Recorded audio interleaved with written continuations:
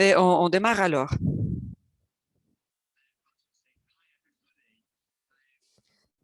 Bonjour à tous et à toutes. Merci d'être ici. Je suis Jamie Fletcher. Je suis une chercheuse. Je suis ici avec mon collègue Dr. Van Vincent de l'Open University du Royaume-Uni. Nous allons présenter certaines de nos trouvailles du projet ICTA. Il s'agit d'un projet de recherche sur l'attention intégrale pour les personnes trans. Une partie de notre équipe, une équipe interdisciplinaire qui est associée à l'Open University, LGBT et Open Next Math. Nous avons une combinaison de chercheurs genre et trans. Par rapport au contenu de notre présentation aujourd'hui, je vais vous donner un peu de contexte sur l'attention sur les soins à la santé trans.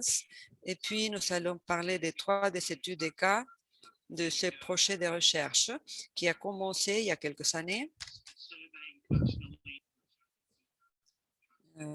Nous avons fait une enquête au niveau national avec plus de 2000 adultes trans. Et avec cette information, nous avons invité des personnes à faire partie de l'entretien. Et nous allons nous concentrer sur 3 de ces entretiens.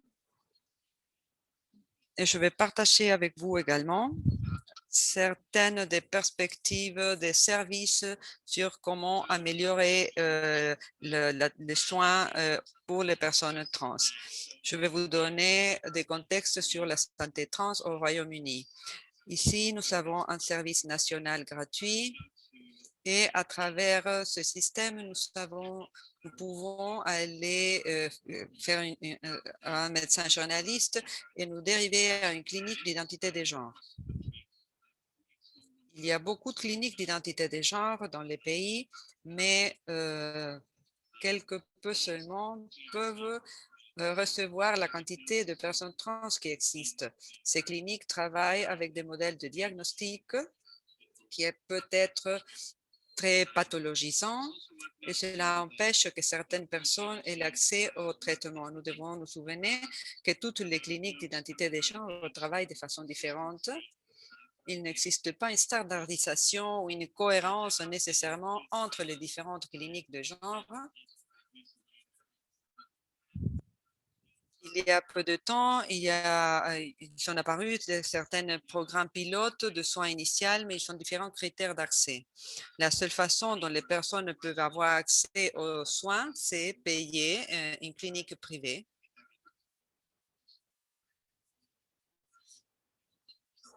Et s'ils n'ont pas cette chance, par exemple, il y a de personnes qui prennent des médicaments par eux-mêmes. Ici, vous pouvez faire un schéma qui montre comment serait le fonctionnement, comment la personne trans traverse la clinique d'identité des genres. Il y a beaucoup d'informations ici. Je sais que vous n'allez pas tout le retenir, mais c'est pour vous donner une idée de ce qui se passe. J'aimerais bien que vous voyiez spécialement la quantité de temps que prend pour chaque personne de traverser le système de service à partir de qu'ils sont dérivés par le médecin généraliste jusqu'à la première contact avec la clinique d'identité des genres peut y avoir 2 années et 4 mois entre la première consultation et la dernière. Voyez combien de temps il passe jusqu'à ce que la personne puisse voir un endocrinologue pour que lui donne les hormones. Ça peut passer 2 années de plus. Au total, ce serait 5 ans pour pouvoir recevoir un récépissé du médecin. Donc, nous voyons que c'est un processus qui est vraiment long et il existe de multiples services qui sont au milieu dans le processus. Nos cas, le premier, la clinique d'identité de genre qui collabore avec une organisation de bienfaisance de la communauté pour appuyer les personnes qui se trouvent dans cette liste d'attente. Le cas numéro 2, la clinique d'identité des genres qui fait quelque chose de similaire au cas numéro 1, pardon, mais qui a une différence importante dans le parcours parce qu'il y a une intégration avec l'attention primaire. Le cas numéro 3, l'organisation des bienfaisances de la communauté qui fournit aux personnes LGBTQI+, une formation en santé dans des contextes de soins primaires et cela certifie également les bonnes pratiques. Voici les 3 cas que nous allons partager avec vous aujourd'hui. Le premier, des informations additionnelles. Souvenons-nous qu'il y a une longue liste d'attente pour les cliniques d'identité des genres. Nous avons vu alors que là, il y a un problème avec cette longue liste d'attente. Les personnes doivent attendre beaucoup de temps sans recevoir aucun type de support. Certaines cliniques d'identité des genres et d'autres organisations font un travail très intéressant au niveau local et elles peuvent répondre beaucoup plus rapidement pour pouvoir aider les personnes. On a instauré une collaboration et une relation avec une organisation de la communauté et la clinique, bien entendu. Et ensemble, ils ont pu embaucher de travailleurs travailleuses trans pour cet appui. La fonction n'était pas tellement claire au début, ils ne savaient pas qu'est-ce qu'ils pourraient faire parce que c'est quelque chose de nouveau pour le service. Mais ce qu'ils ont fait alors, c'est créer des groupes d'appui des pairs et aussi, ce qui est plus important, ils ont réussi à configurer des sessions de nage exclusivement pour des personnes trans.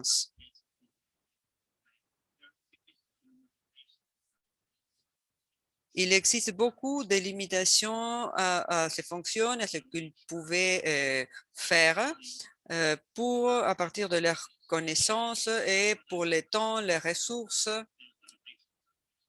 qu'ils savaient et à cause des limitations par rapport à ce qu'ils pouvaient faire et qu'ils pouvaient aider. Il y a une espèce de bruit de fond. Qu'est-ce que ça peut faire? Je vais éteindre l'autre micro, voir si c'est ça.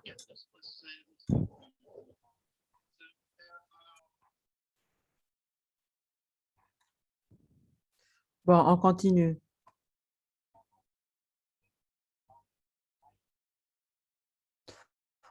En fait, les usagères nous ont fait pas beaucoup de commentaires. Alors, il fallait voir comment ça fonctionnait tout. Par exemple, cet usagère a dit, je suis allé au groupe plus 25 et j'étais toujours très positive, on se sentait très assuré.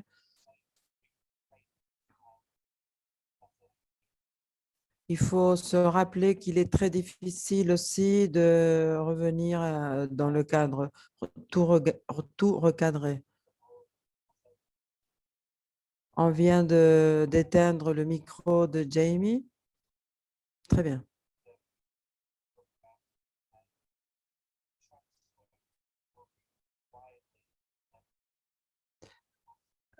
Un groupe de nage trans qui était contente de pouvoir faire une autre activité que autrement, ça aurait impliqué beaucoup d'obstacles.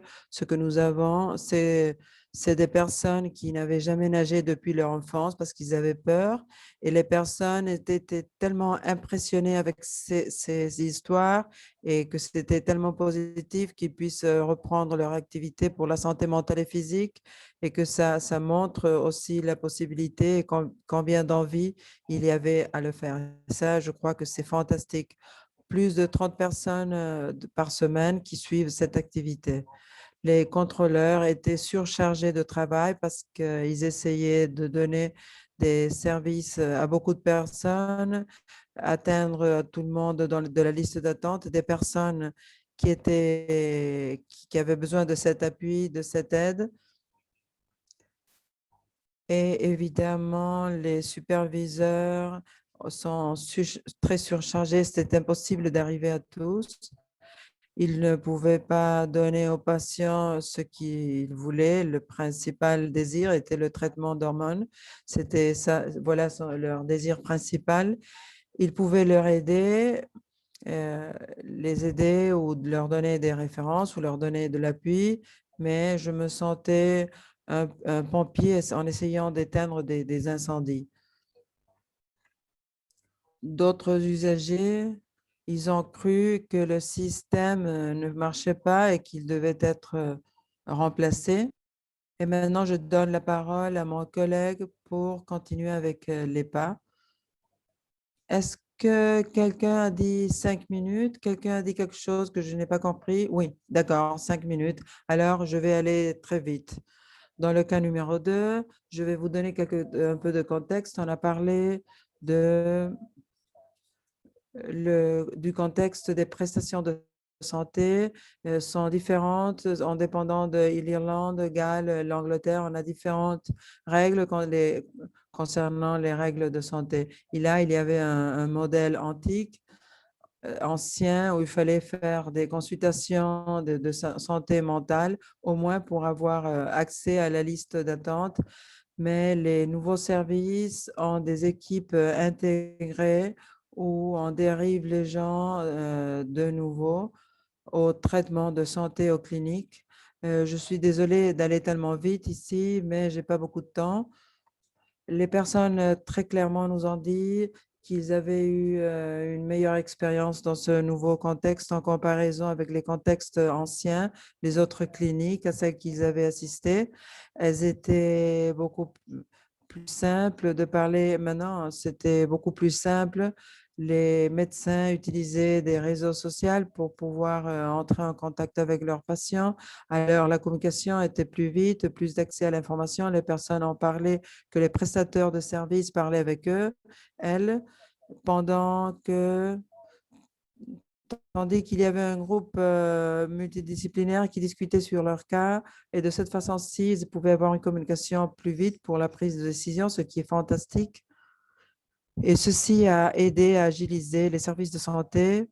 Ça, c'est voilà la seule clinique au Royaume-Uni où les temps d'attente, il paraît qu'ils se réduisent au lieu d'augmenter, ce qui est très important pour tous les cas. Mais tout n'a pas été positif parce que les temps d'attente, c'est encore un sujet, un problème dans tout le Royaume-Uni. Mais il y a beaucoup de monde que ce n'est pas la faute des employés individuels.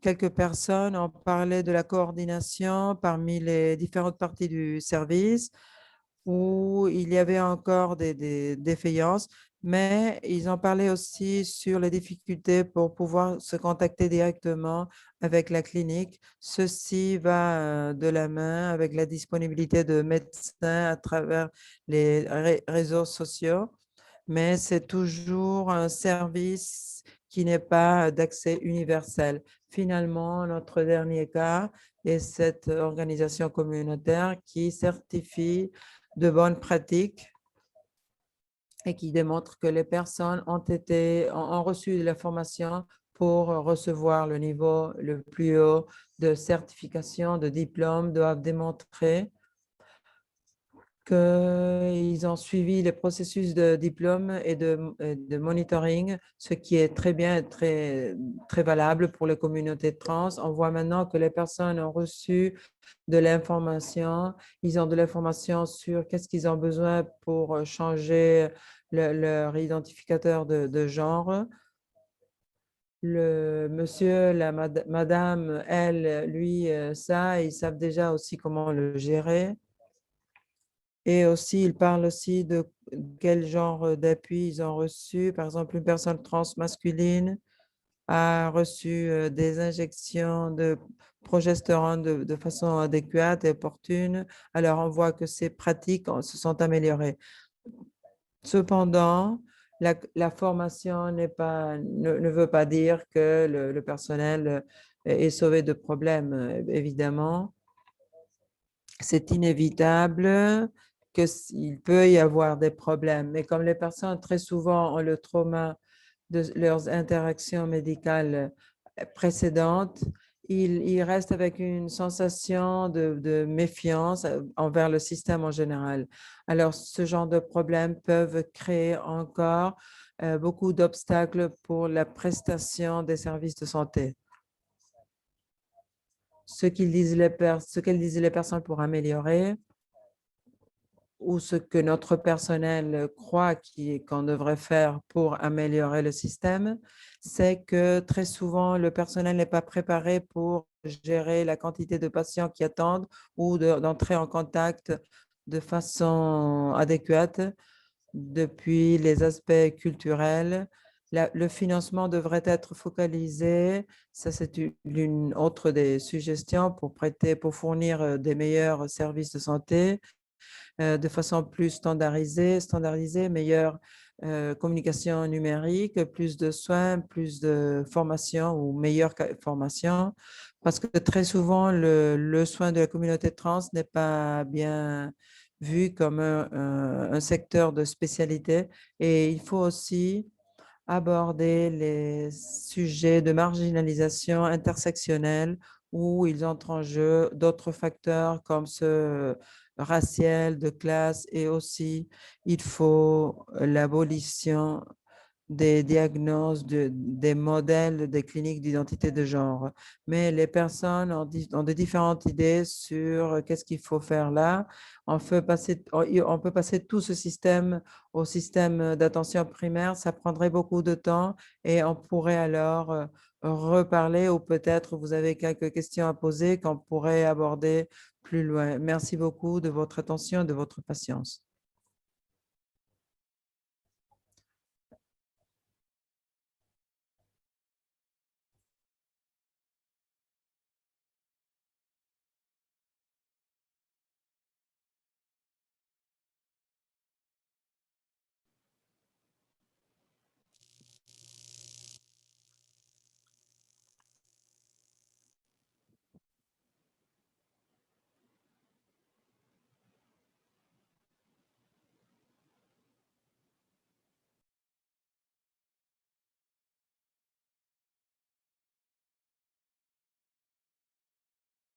Allô, est-ce que vous m'entendez?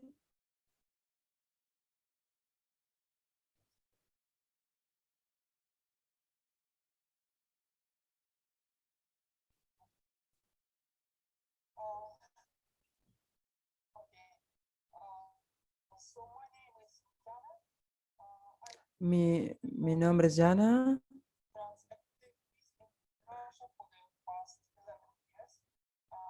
J'ai travaillé en Russie ces dernières années, 11 années. J'ai une maîtrise en santé publique et j'ai aidé pour le développement de différentes pratiques en clinique trans. Je vais parler sur quelques aspects historiques et juridiques.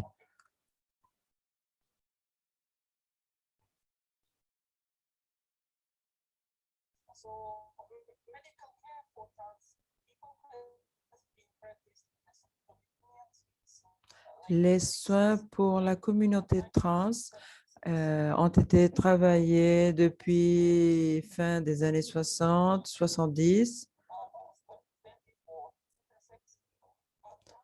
où l'on permettait,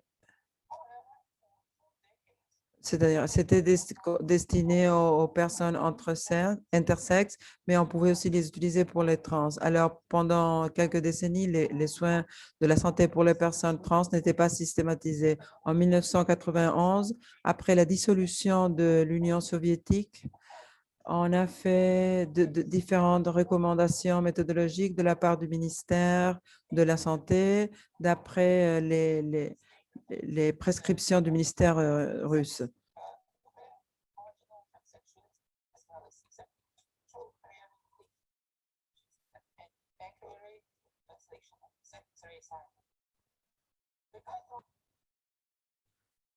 les directrices recommandaient une évaluation en évaluation psychiatrique et une épreuve, un test annuel.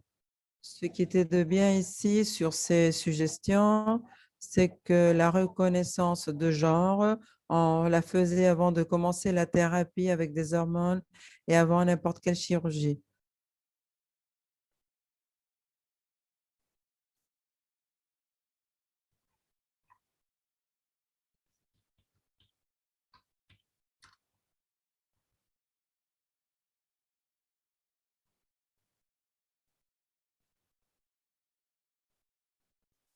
En 1999, après que la Russie a adopté le, le ICD-10, le ministère a mis en place un système pour les troublements psychiatriques où on incluait la communauté transsexuelle selon ce diagnose. Il fallait, euh, il fallait passer. Ces directrices ont été éliminées en 2012. Aujourd'hui, il n'y a aucun document pour régler le traitement ou le diagnose. Alors, chaque professionnel de la santé doit choisir ce que, d'après lui, est le plus indiqué. Les médecins peuvent alors émettre leur diagnose dans le diagnostic dans le délai d'une semaine, ce qui n'est pas tellement mauvais. Mais qu'est-ce qui se passe après? Il y a 2 ans, en 2019, le ministère de la Santé a émis un arrêt pour régler ses prescriptions de médecine. Ceci est développé maintenant par les professionnels de la santé et non des commerciaux et sont approuvés, validés par le processus scientifique et doivent être développés selon les principes de médecine basés sur l'évidence. Cette méthode et tertiarise pour les organisations médicales. C'est là où notre communauté trans, nous avons une opportunité pour pouvoir intervenir et je vais parler donc de notre travail. En 2019, on a établi un groupe qui s'appelle les personnes trans en faveur de l'accès à la santé. Encore, ce groupe n'est pas encore enregistré de façon officielle, mais on veut se registrer comme une organisation de patients et comme une organisation médicale sans fin de lucre. Il faut le faire pour des raisons de bureaucratie. Parfois, c'est difficile. Les personnes trans, on ne veut pas non plus être appelées comme patients. Et notre objectif principal est de développer des pratiques cliniques des directrices et d'autres documents médicaux par rapport relatifs à ce secteur. Mais on a beaucoup de défis dans notre activité. Hélas, seulement les docteurs peuvent être membres d'une organisation médicale comme spécialiste en santé publique. Moi, je ne pourrais pas devenir membre de cette organisation et on a aucune personne de la communauté trans qui soit médecin. Alors, ces organisations finissent par être lidérées par d'hommes cisgenres. Même si ces docteurs sont amis de la cause, ils n'ont pas la compétence nécessaire, ils ne connaissent pas les derniers développements dans la santé trans et beaucoup parmi eux ne reçoivent pas en anglais. Ils n'ont pas non plus des connaissances basées sur l'expérience. Alors, ils ne peuvent pas l'utiliser avec la qualité suffisante. Ils sont pas très encouragés et il faut à peu près les obliger à faire quelque chose. D'autres obstacles, c'est qu'à l'heure de enregistrer ces organisations auprès du ministère de la Justice, on ne veut pas utiliser des terminologies qui nous pathologisent. Par exemple, par exemple, le terme diversité de genre, on veut l'utiliser, mais le ministère nous dit qu'il n'y a pas de patients de cette classification, de ce classement. Alors, il n'existe pas ces classifications. Alors, il faudrait présenter un procès. Il y a peu de données pour faire de recommandations basées sur l'évidence, mais je vais revenir là-dessus après.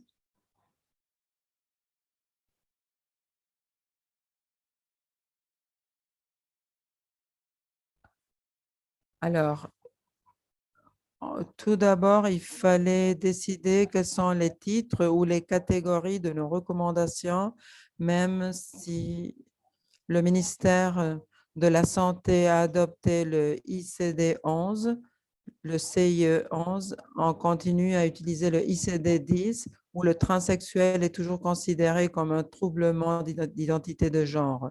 Alors, les recommandations devraient choisir une combinaison entre dysphorie du genre du ICD-11.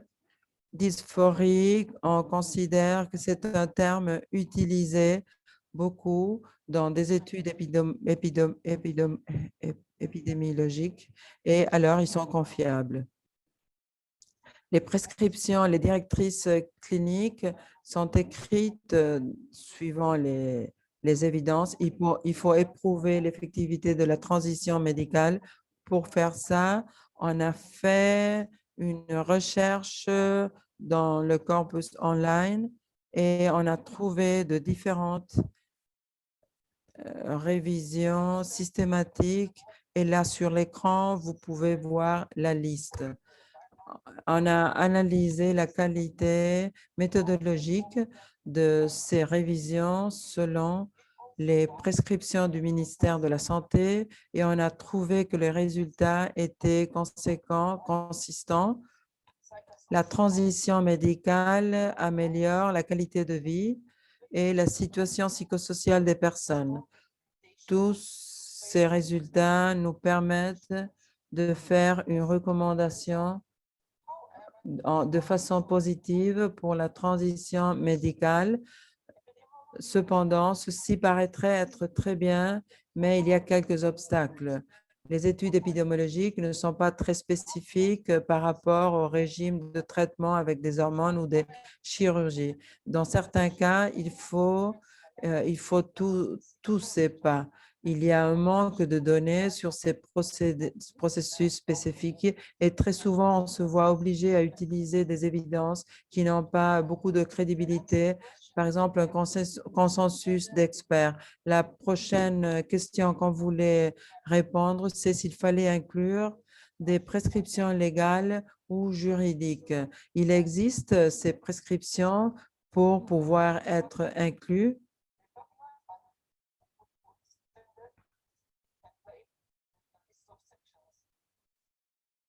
Il y a de différentes sections qui traitent le diagnostic et de réhabilitation.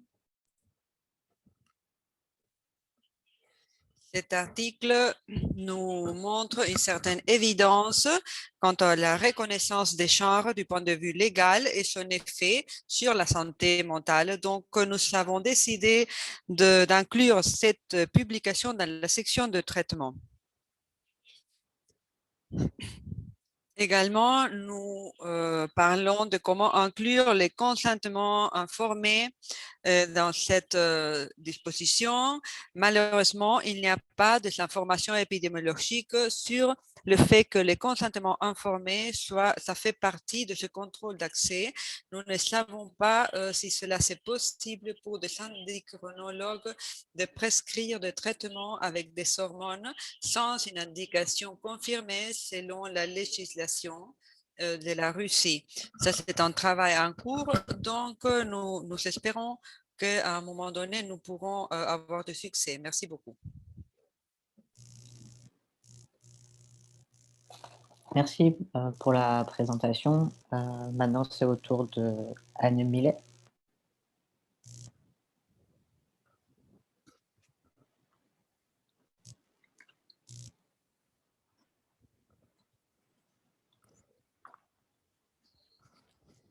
Mi nombre es Anne Millet, j'habite à Buenos Aires, Argentine. Je suis spécialiste de santé mentale. Je travaille tant dans une garde de santé mentale et dans le ministère de la Santé de la Nation.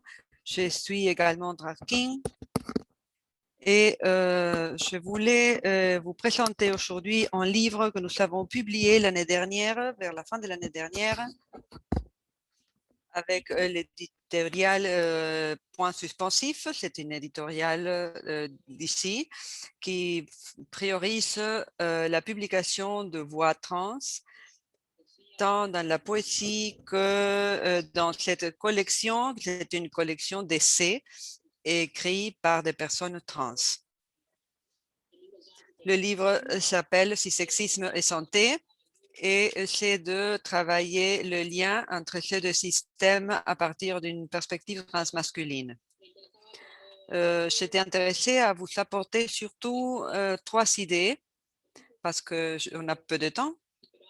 Mais avant, je voulais remercier cet espace, remercier les organisateurs, l'effort de faire cette rencontre en 3 langues.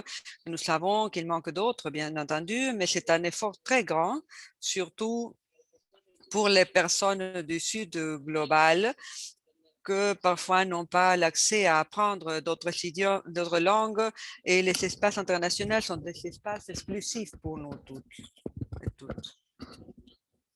En plus de ça, remercier parce que parfois, nous, en tant qu'activistes militantistes, travailleuses de la santé ou des personnes trans, tout simplement, ça peut être très difficile de comprendre, de pouvoir avoir accès à un regard global de comment nous en sommes en tant que communauté. Dans quelle situation est notre communauté dans d'autres pays et au-delà d'essayer de faire des efforts, de lire et de chercher de nouvelles et essayer d'être à jour, pour moi, c'est très évident dans cet espace que nous avons besoin de plus de rencontres internationales et même si pour moi, c'est très difficile le fait de la virtualité. Sinon, ces rencontres internationales ne sont que présentielles.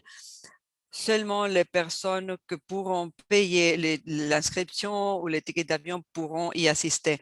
Donc, remercier l'énorme effort des organisateurs.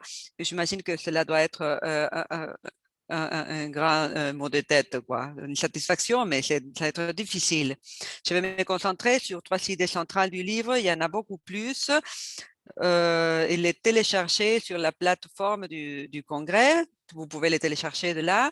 Ce livre est disponible en espagnol seulement pour l'instant, mais on est en train de faire la traduction en portugais à nouveau dans un chaste vers de langue du sud mondial et surtout vers le Brésil. C'est un pays frère d'ici à côté avec qui nous sommes très intéressés d'avoir un dialogue.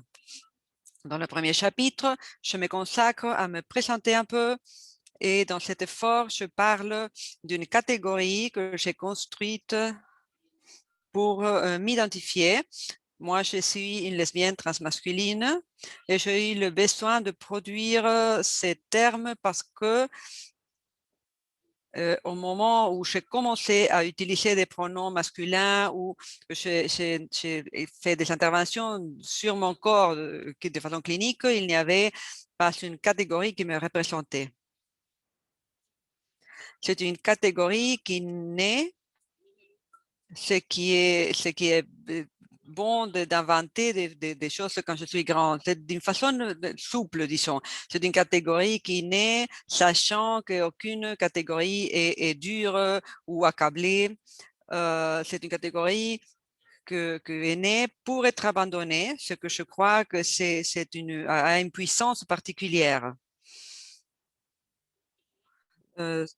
Mon besoin de la produire, c'était qu'au moment où je commence à utiliser des pronoms masculins, je décide de faire des interventions sur mon corps. Toutes les personnes que je connais commencent à assumer que je suis un homme trans. Et ces mouvements, nécessairement, effacent mon lesbianisme. C'est comme une espèce de mouvement d'inscription dans une identité et en même temps d'effacement de notre identité.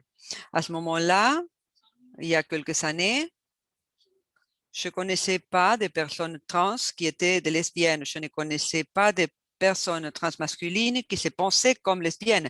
Je connaissais, oui, des personnes trans qui se rendaient compte qu'ils n'avaient été jamais des lesbiennes. Et je connaissais des personnes trans qui reconnaissait avoir être lesbienne, mais qu'à ce moment-là, elle s'est laissée de l'être. Cette transition éliminait l'autre identité en moment simultané. Donc, j'ai eu besoin de produire cette idée et je trouve que c'est important de faire l'effort de partager ces identités parce que j'ai confiance à ce que de plus on remplit le monde de catégories, cela devient le plus évident que le genre est un construit social et que nous pouvons faire ce que nous voulons que cela soit, avec les résistances, les problèmes politiques que cela signifie. Mais pour moi, le plus évident que cela sera plus difficile d'argumenter que ça, c'est quelque chose de pas naturel ou que c'est quelque chose horrible que nous écoutons. Une autre chose que je voulais partager avec le livre, du livre, pardon, je l'ai appelé des sous-sexualisations. Cela part de prendre des concepts produits par d'autres personnes.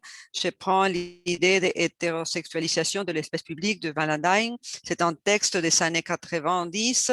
La première fois que je l'ai lu, cela m'a très paru génial. Cela dit que l'espace public, ce n'est pas naturellement hétérosexuel, mais qui a été hétérosexualisé dans une pratique d'appropriation de cet espace. Je prends aussi deux concepts d'une lesbienne argentine qui s'appelle Val Flores, qui parle de la déshétérosexualisation et dégénérisation des pratiques dans l'éducation. Et pense comment ceci est lié à Valentine. Valentine dit que l'espace a été hétérosexualisé et puis bien Valentine a dit que nous devons désapprendre cette hétérosexualisation et produire une déshétérosexualisation et dégénérisation de nos espaces publics et de nos écoles aussi. Je prends aussi le parcours par la dépathologisation du collectif trans. À mon avis, la campagne pour la dépathologisation qui s'est appelée Despato-Trans ici en Argentine. Pour moi, cette campagne a été un avant et un après dans l'activisme, le militantisme transglobal. Ça a été un moment d'articulation internationale, de production d'événements et des situations simultanées dans différentes parties du monde. Ça a été fondamental. Donc, au-delà de ce qui s'est passé après, au-delà du chemin inversé de dépathologisation, le besoin de nous retrouver de façon mondiale est devenu évident avec cette campagne. Et avec cette idée de la dépathologisation, la déshétérosexualisation, c'est que je propose la désexualisation comme un processus de désapprentissage des perspectives et des pratiques cissexistes, surtout dans le champ de la santé. C'est le champ auquel je m'intéresse, mais tout en tenant compte que les possibilités de désexualisation sont si grandes comme le cissexisme. Toujours qu'il y a là une pratique ou une perspective cissexiste, il y a de possibilités de la désapprendre et de produire une façon différente de produire et d'habiter le monde. Et la dernière idée que je voulais vous présenter, je crois que c'est la plus intéressante pour cet espace, c'est celle de travailleurs et travailleuses inespérés. Je commence à produire ces idées à partir d'être une pratiquante dans un hôpital de santé mentale à la ville de Buenos Aires et d'être la seule personne trans qui travaillait à cet hôpital. Et commencer à identifier des façons de prendre les sexismes qui sont particulières au moment de nous retrouver dans de moments de travailleurs à travailler, c'est non seulement comme utilisateurs ou utilisateuses. J'aimerais bien vous raconter une situation. Pendant que j'écrivais le livre, un ami non-binaire m'a écrit qui travaillait dans un hôpital également et m'a demandé si moi j'avais fait les changements de registre en tant que professionnel dans le système numérique de l'hôpital. Je lui ai expliqué que mon hôpital n'a pas un système numérique, mais que j'avais changé mon immatriculation, c'est-à-dire la crédentiale professionnelle et mon cachet, que c'est l'objet de travail quotidien, quoi.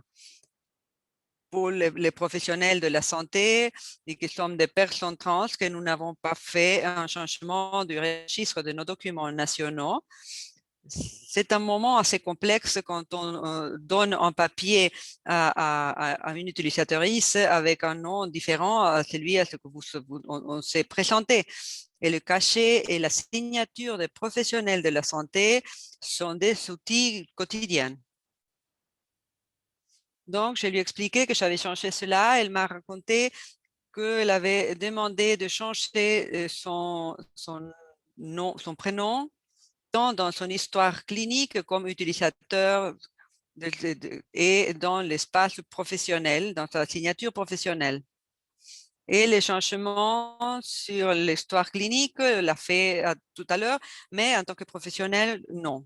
En Argentine, il est possible, c'est-à-dire les personnes peuvent s'inscrire à n'importe quelle institution grâce à l'identité des genres avec le nom que l'on veut. Ces mouvements, cet ami a changé le prénom comme utilisateur, mais pas comme professionnel. Ça met en évidence comment on nous imagine dans les soins de santé. Jusqu'où on peut avoir accès. Parce que dans un pays avec une loi d'avant-garde comme l'Argentine, on nous imagine jusqu'à la position d'utilisateur, utilisatrice, mais dans d'autres positions, non. On ne nous attend pas. Avec cette idée, j'ai produit la catégorie de travailleurs, travailleuses inespérés. Des travailleurs, travailleuses qui sont trans, que nous n'avons pas été espérés, attendus dans une université, dans une clinique, dans une consultation médicale. Et ici, une petite critique et suggestion à ce congrès et à l'organisation qui l'a mené à bien. Ça m'est arrivé que quand j'ai commencé à penser ces idées, ça m'est apparu comme professionnel inespéré. Moi, parce que moi, je suis professionnel, parce que ma position, mon poste dans cet hôpital, c'est comme travailleur. Et cela laisse de côté l'expérience des personnes qui travaillent dans ce secteur et qui peuvent avoir un regard de sexisme également stratégique différente, mais de la même façon. Donc, le projet que je propose, c'est des travailleurs et travailleuses inespérés et non tant de professionnels ou professionnels inespérés, parce que je crois que les personnes qui font le travail administratif ou de nettoyage ou de sécurité ont aussi une perspective et une position stratégique au moment de penser comment fonctionne le sexisme dans ces espaces. Et pour finir, je voulais vous lire un petit morceau de cette partie du livre qui parle de travailleurs et travailleuses inespérés. Les personnes qui habitons des institutions de santé, nous savons comment il peut être différent le même secteur selon celui qui le regarde. De notre tâche et de notre position, nous allons occuper des espaces différents et nous pourrons identifier des situations différentes. D'une certaine façon, nous pourrions arriver à penser que cela dépend de qui nous sommes et nous habitons de différentes institutions dans la même institution.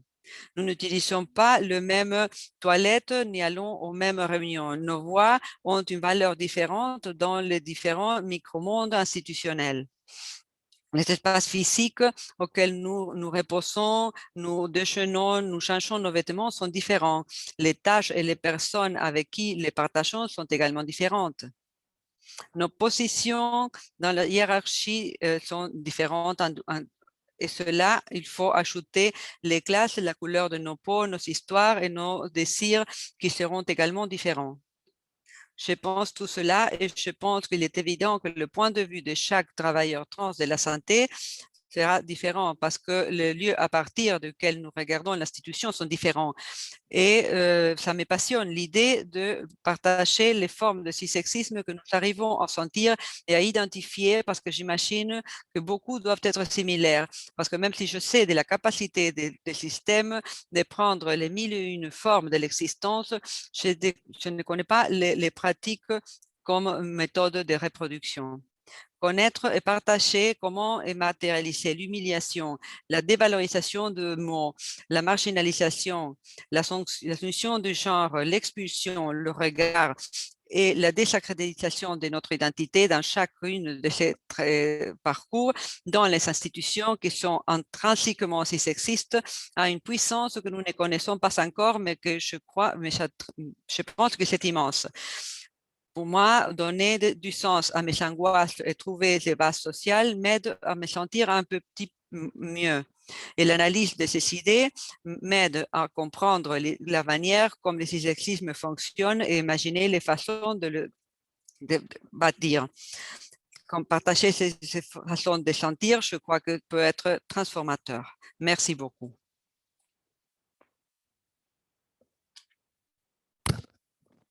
Merci pour votre présentation. Donc, la prochaine est enregistrée. Je vais partager l'écran.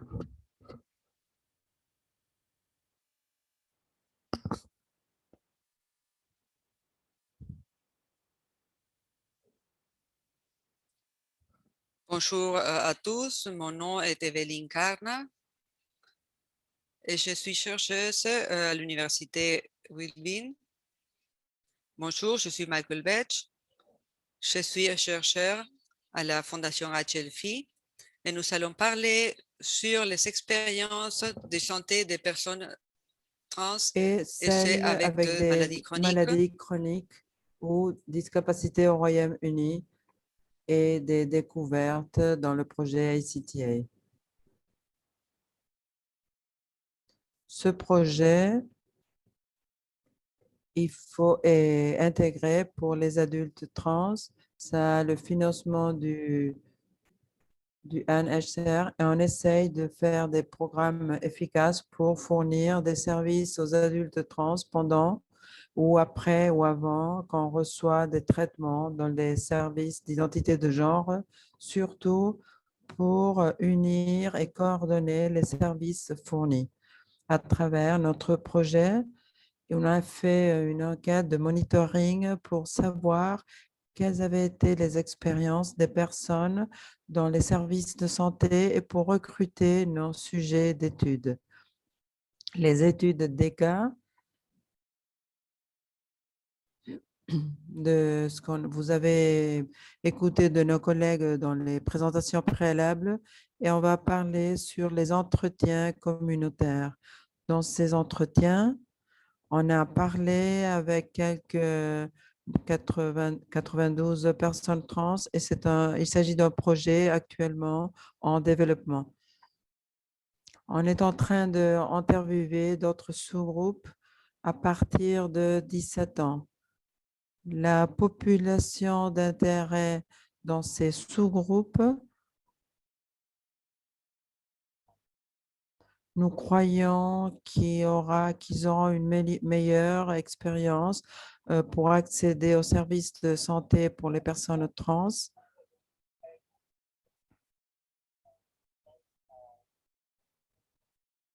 « 35 de l'échantillon de 50 plus âgés et 43 dans les adultes de maladies chroniques ou handicapés, et aussi différents matériels d'apprentissage où ils ont participé des professionnels de la santé mentale et différents médecins cliniques. Notre découverte lors de la population adulte de 50 années ou plus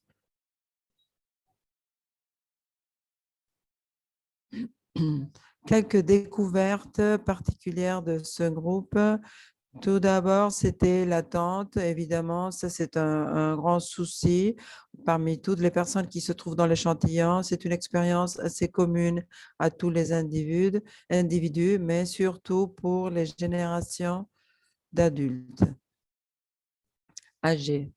Adultes âgés. Les personnes qui maintenant ont la première consultation aux cliniques d'identité de genre ont attendu pendant plus de 5 ans. Tout d'abord, cette première consultation n'est pas nécessairement une consultation médicale, c'est la première consultation. On a tous attendu pendant très longtemps pour qu'elle arrive. Alors, l'attente est très commune dans toute la communauté. Pour les adultes majeurs, il y a une urgence majeure. Personne ne sait combien il lui reste de vie, mais moi, je suis dans un âge où j'ai plus de souvenirs à ce que j'ai à vivre. Alors, j'aimerais bien savoir quand quelqu'un vient et c'est un adulte âgé. Alors, dans les 50 dernières années, ça a été très triste. Je veux vivre le reste de ma vie dans la personne qui je veux être vraiment. Alors, on va faire ce qu'on pourra au lieu de dire, bon, il faut attendre après les enfants de 18 ans parce qu'eux, ils ont encore 60 ans à vivre. Et ça, ce n'est pas juste. Ceci exprime la frustration qu'on ressent plusieurs parmi nous. On se sent qu'on a vécu très longtemps dans leur transition. Ils ont vécu ou non comme leur jeu authentique et on leur en demande d'attendre encore plus. Et ça, ce n'est pas juste. Beaucoup parmi eux, ils pensaient qu'ils étaient objets de violence et qu'ils ne devraient pas devoir passer cette situation en choisissant quoi faire avec leur propre corps. Ce sentiment, cette sensation d'urgence et qu'ils n'ont pas face à eux très longtemps pour se réjouir des résultats de leur processus. Une autre découverte, c'est avec les services de santé pour les transitions et comment on a accès à ces services. D'autres considérations pour les personnes adultes âgées qui font des traitements de remplacement d'hormones, utiliser des patchs de HEADS ou d'hormones au lieu de comprimés pour minimiser les risques cardiaques ou de coagules. Ce qui est important, c'est de se souvenir, de se rappeler que ça ne veut pas dire que les personnes trans âgées ne devraient pas participer à ces traitements ou ces interventions chirurgiques. Peut-être ils ont besoin de faire d'autres traitements différents. Il faudrait un consentement informé. Ils doivent être informés sur tous les risques et il faut valoriser ainsi. Ils devraient pouvoir prendre ces décisions eux-mêmes en ayant très clair quels sont les risques et quel est le traitement ou l'intervention indiquée pour chacun parmi eux. Il y a une augmentation de risques chirurgiques au fur et à mesure qu'on vieillisse pour n'importe quelle chirurgie. Ils sont âgés, mais évidemment, ça doit être un risque que l'individu doit prendre sous un consentement informé. Il doit prendre des décisions informées et choisir si mener à bien ou non la chirurgie. Quelques patients, ils vont considérer qu'ils sont trop adultes pour traverser une chirurgie, pas seulement du point de vue médical, mais aussi du point de vue social, personnel, et que ceci n'avait plus de sens parce qu'il ne leur restait pas tant d'années de vie pour profiter des résultats et faire face à ces risques. D'autres disaient qu'ils n'étaient pas sexuellement actifs, alors l'intervention chirurgique n'aurait pas beaucoup de sens et ce n'était pas nécessaire de la traverser. En plus, la remotion de cheveux, c'est beaucoup plus difficile quand il y a des cheveux blancs ou quand les cheveux sont très clairs. Et il y a beaucoup d'exemples des personnes qui ont fait leur transition dans une étape plus adulte, mais les personnes qui ont fait leur transition il y a beaucoup d'années, il y a très longtemps, ils ne pouvaient pas recevoir des dérivations directes à travers les médecins généraux. Il fallait traverser beaucoup de pas, beaucoup de barrières d'une consultation à l'autre, d'un service de santé à l'autre. Et il y avait beaucoup d'obstacles pour atteindre une consultation concernant la transition par elle-même. Un autre point, des soins sociaux et planification pour la fin de la vie, ça, c'est quelque chose qu'aux entretenus, c'était un souci pour eux. Et aussi les monitorings qu'il fallait faire pour différents cancers. Par exemple, des mammographies qu'il faut faire. J'ai eu un problème à un sein. Et le médecin m'a dit qu'il fallait me faire un mammogramme. J'ai appelé la clinique de Galles et la clinique de Galles m'a dit qu'il ne recevait pas des patients trans. Alors, j'ai été surprise.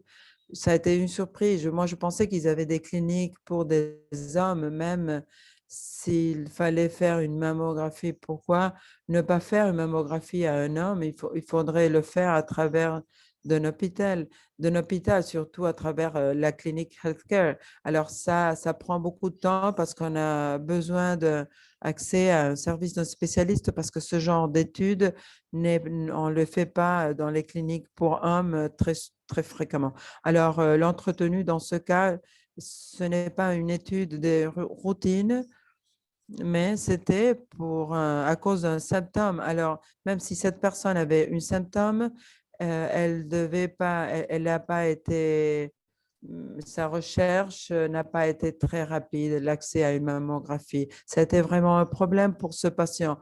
Voilà un exemple très clair de discrimination, la discrimination subie par la communauté due à leurs conditions de trans. Quelques messages principaux de ce groupe d'entretenus, c'est que les listes d'attente ont besoin d'être plus courtes. Il faut utiliser aussi un modèle de consentement informé. Il faut donner appui aux personnes qui font leur transition déjà à un âge plus avancé. Il faut une plus grande recherche sur les interventions médicales pour les adultes âgés et aussi des services de meilleure qualité vers la fin de la vie. Quelques principales découvertes de ceux qui ont des maladies chroniques, des soins non relatifs à la transition. Très souvent, il y avait de mauvais traitements et les individus ne savaient pas si ces mauvais traitements étaient dus aux situations de transphobie. Et ceci est beaucoup plus complexe parce qu'il y a plus d'interactions avec les services de la santé et peut-être ils sont plus exposés à recevoir des soins pas compétentes. Beaucoup parmi eux, ils ont eu des difficultés avec les directives des genres sur le genre dans les hôpitaux. Peut-être ils ne recevaient pas l'opportunité de comment ils voulaient qu'ils soient nommés eux-mêmes. Et toute intervention toujours devrait avoir le consentement de l'individu, de la personne. Il y avait aussi des instances de traumatisme et de violence médicale où il y a eu un mauvais traitement ou une gestion pas compétente concernant leurs conditions et aussi l'autogestion des soins. Dans ce cas, quelques personnes avaient ou devaient gérer différentes conditions multiples concernant leur façon et parfois il fallait refuser quelques services de santé à cause de différentes conditions parallèles qui ne pouvaient pas être traitées en même temps ou peut-être ils n'avaient pas la capacité ou l'énergie même pour devoir faire face avec les différents spécialistes. Et par rapport aux soins de santé inhérents à la transition, quelques-uns devaient gérer ces soins parallèlement avec d'autres conditions. Par rapport à ces services, quelque part de la transition sont complexes et sont considérés encore plus compliqués dû à leur situation de santé. Il y a quelques risques qui augmentent, comme par exemple le risque d'ACV à cause de l'âge ou certaines conditions médicales. Avoir des maladies, ça entraîne des ralentis dans cette transition, par exemple une dérivation du médecin général à la clinique d'identité de genre. Aussi, il y a quelques coûts à envisager et la dérivation du médecin général pour avoir accès aux interventions chirurgicales. Ici, on a le témoignage d'une personne qui voulait recevoir une dérivation de son médecin général à la clinique d'identité de genre et qui ne l'avait pas, qui ne pouvait pas le faire. Et pour lui, ça a été très difficile d'obtenir cette dérivation. Moi-même, j'ai dû faire le travail, j'ai dû moi-même appeler et les obliger à qu'on me donne cette dérivation, sauf qu'ils veulent me voir mourir dans les prochaines 48 heures. C'est ça ce qu'il a dit la personne au médecin général pour l'obliger à recevoir cet accès. Que c'est tellement difficile de recevoir cette dérivation et des soins spécifiques. Et on a vu aussi le manque de soins. Ça peut être dû à une condition particulière. Peut-être, il n'y a pas beaucoup de recherches à ce sujet où il y a un manque de diagnostic des personnes que très souvent, ils ont des difficultés pour trouver un diagnostic. Il y a aussi eu d'instances sur quelle était la procédure disponible pour les personnes dans une instance.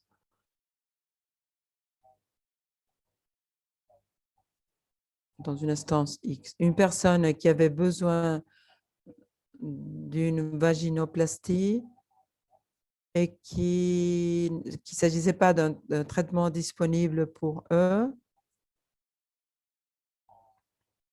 mais la procédure ou les démarches qu'ils voulaient de la vaginoplastie n'étaient pas disponibles sous le protocole de NHS.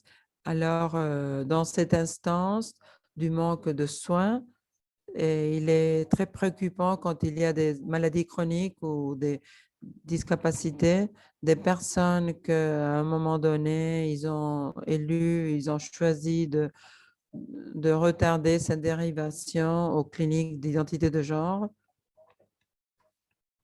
Aujourd'hui, j'ai 2 seulement.